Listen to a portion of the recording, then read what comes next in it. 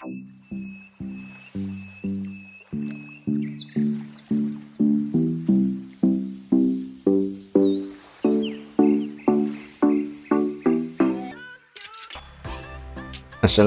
warahmatullahi wabarakatuh, teman-teman satu hobi. Berjumpa lagi dengan saya di channel MBC Mr. Bonsai Channel. Pada video kali ini saya akan melakukan proses pruning, repotting, pergantian pot ya dari bahan bonsai ilang-ilang ini, dan saya akan men-sharing pengalaman saya selama beberapa tahun ini merawat bahan bonsai ilang-ilang. Jadi ini salah satu koleksi bahan bonsai ilang-ilang dari beberapa yang saya rawat ya teman-teman. Oke, nanti kelebihannya bagaimana, kekurangannya bagaimana dari bahan bonsai ini, tonton videonya sampai selesai. Oke.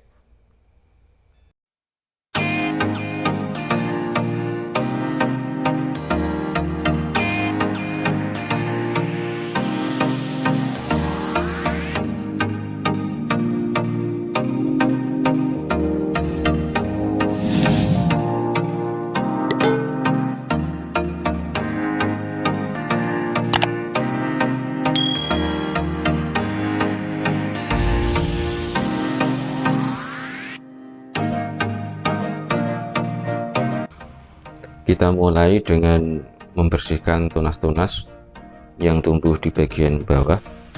Yang tidak kita pakai kita bersihkan dulu.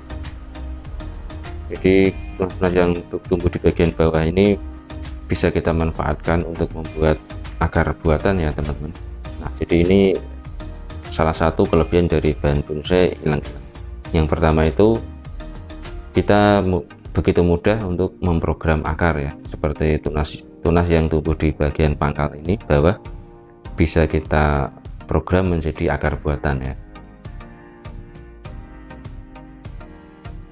Dan cara menimbunnya dengan media, jadi tidak lama teman-teman, pengalaman saya cuma cukup beberapa bulan saja ini akarnya sudah tumbuh.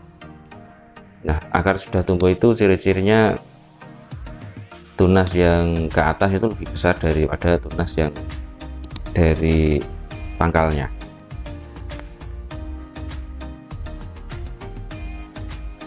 Kemudian kelebihan dari bahan bonsai ilang-ilang selanjutnya yaitu bahan bonsai ini mudah sekali hidup teman-teman. Jadi pengalaman saya bahan bonsai ini sangat mudah sekali. Kita bisa menanamnya dengan cara stek, kita bisa juga dengan hasil dongkelan. Jadi keduanya itu sama-sama mudah hidup teman-teman. Bahan bonsai ini juga sangat bandel sekali teman-teman. Kalau sudah hidup itu sangat bandel sekali, tidak mudah mati. Kelebihan selanjutnya dari bahan bonsai ilang-ilang ini yaitu karakter batangnya teman-teman. Jadi karakter batangnya itu berkerak, tua sekali. Nah, ini saya juga mempunyai bahan yang purba besar sekali, ini masih saya ground, juga karakternya tua sekali dari bahan ini.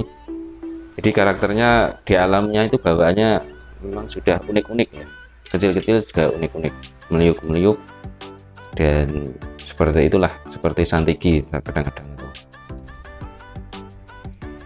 Memang bahan bonsai ilang-ilang ini masih disepelekan ya, oleh kebanyakan pebonsai masih disepelekan karena masih dianggap bahan yang sebelah mata, tidak berharga. Namun mulai saat ini mulai viral ini bahan bonsai ini memang teman-teman. Nah, kita bisa lihat di pameran-pameran terakhir ini sudah mulai banyak dari bahan bonsai ilang-ilang yang sudah mulai tampil ya teman-teman. Dan kita bisa lihat juga penampilannya begitu sangat cantik-cantik di pameran-pameran. Nah, teman-teman bisa cek juga hasil karya teman-teman tuh di grup Facebook Ilang-ilang Lover Indonesia ya. Oke, itu tadi beberapa kelebihan dari bahan bonsai ilang-ilang berdasarkan pengalaman saya selama ini merawat ya teman-teman. Kalau ada kelebihan-kelebihan yang lain bisa ditambahkan di kolom komen. Yang jelas tanaman ini sangat bandel sekali, karakternya asik, jadi sangat mudah kita rawat karena tanaman ini tumbuh di sekitar kita ya. Jadi bisa tumbuh maksimal bila kita rawat karena tidak perlu penyesuaian lagi. Jadi ini biasanya tumbuh di sekitar rumah, di samping-samping sungai, got dan sebagainya, di dataran rendah, dataran tinggi bisa.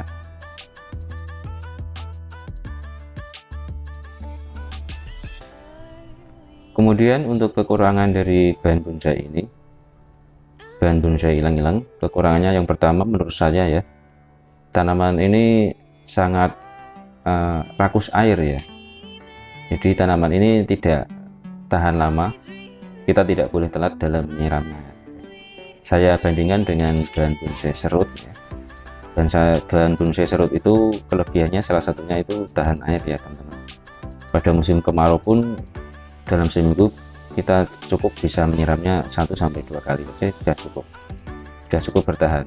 Tapi kalau bahan bonsai ilang-ilang ini harus kita siram setiap hari ya, apalagi musim kemarau, musim panas itu harus kita siram setiap hari. Kalau kita telat menyiramnya misalnya 2 hari atau 3 hari, pasti akan layu tanaman ini karena tidak tahan dengan air. Untuk kekurangan selanjutnya, bahan bonsai ini rakus media ya. Jadi akarnya itu cepat sekali penuh di pot. Itu ciri-cirinya bahan bonsai ini pertumbuhannya akan macet ya teman-teman.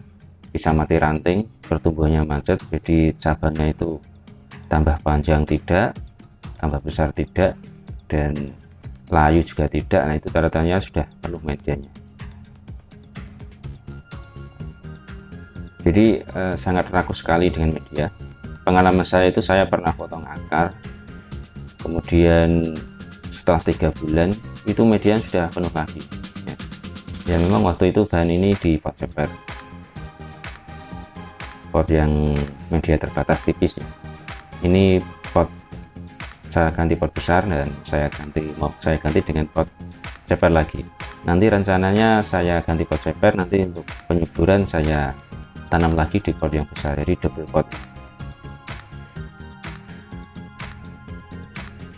Kemudian untuk kekurangan berikutnya ya, ini kita kroek-kroek dulu medianya untuk pergantian pot ya, agar mudah kita ambil. Nah untuk kekurangan bahan bonsai ini selanjutnya yaitu mengenai perantingan ya teman.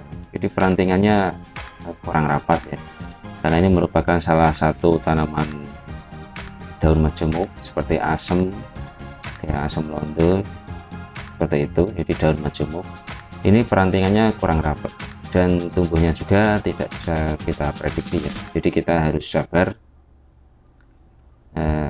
sabar, jangan terlalu cepat memotong ujungnya, kita perlu ngelos, lebih sabar ya untuk cabangnya supaya menjadi tua ya. Kalau masih muda kita potong biasanya nanti kadang-kadang itu bisa mati ya. Jadi kalau kita memotong harus kita beri space, karena dari potongannya itu kebanyakan beberapa senti itu pasti kering. Untuk kekurangan selanjutnya yaitu karena bahan bonsai ini termasuk tanaman semak, jadi dalam hidupnya dia butuh sandaran tanaman lain ataupun benda lain dalam hidupnya ya. Jadi seperti seperti menjalar seperti itu mirip seperti sisir ya. Kalau di alam sisir itu juga sampai panjang. Nah tanaman ini juga sama. Jadi saya mempunyai bahan yang lumayan besar kaki ya. Itu saya membuat cabangnya itu ngelosnya itu sampai panjang, itu pun besarnya masih tidak terlalu besar ya. Beda sekali dengan tanaman lain, misal serut dan sebagainya, itu tidak terlalu lama dan panjang, itu sudah besar cabangnya. Tapi kalau bahan bonsai ini sampai besar sekali, sampai panjang sekali, itu besarnya belum seberapa. Nah kebanyakan dalam memproses bahan ini yang lumayan besar itu sebaiknya kita proses di dalam ground ya, seperti yang dilakukan oleh Mas Happy Bonsai. Jadi dia sudah lama merawat ilang-ilang, sudah banyak yang bagus hasilnya. itu kebanyakan memang di dalam ground ya prosesnya. Di dalam ground lebih mudah. Nanti kalau sudah mendekati jadi, baru pindah ke dalam pot. Oke. Nah, ini sudah berhasil kita ambil bahan bonsainya. Kemudian nanti kita ambil pot ya, ganti pot yang lebih bagus dan lebih cantik.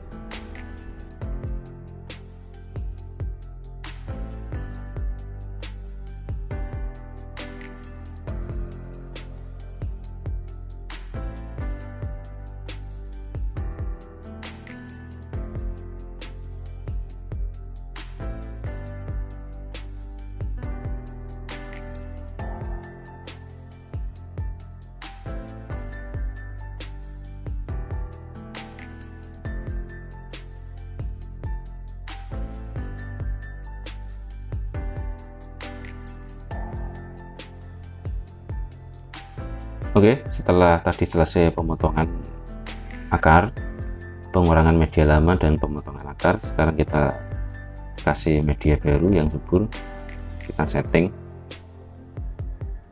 Ini saya tidak melakukan bongkar total akar ya teman-teman, jadi saya cuma mengurangi media dan memotong akar-akarnya. Harapannya tanamannya tidak begitu stres ya. Ini dasarnya kita kasih media baru yang subur. Samping-sampingnya kita setting posisinya.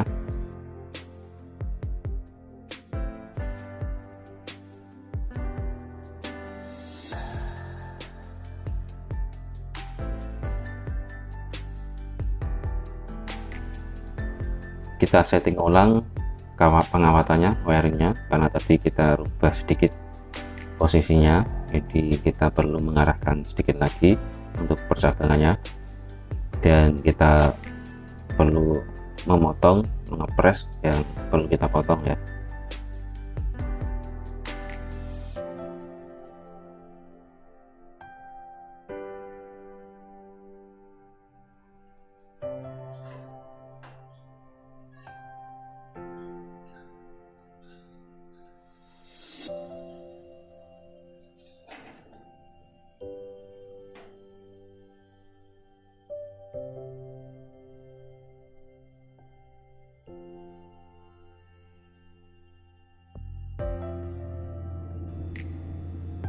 Oke teman-teman, begini hasil akhirnya.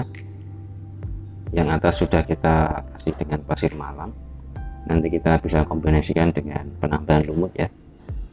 Nah, ini bisa siap kita bawa untuk matching atau darat. Sampai berjumpa lagi di video kami selanjutnya. Jangan lupa yang belum like subscribe, silahkan like subscribe, nyalakan lonceng merahnya. Terima kasih. Wassalamualaikum warahmatullahi wabarakatuh.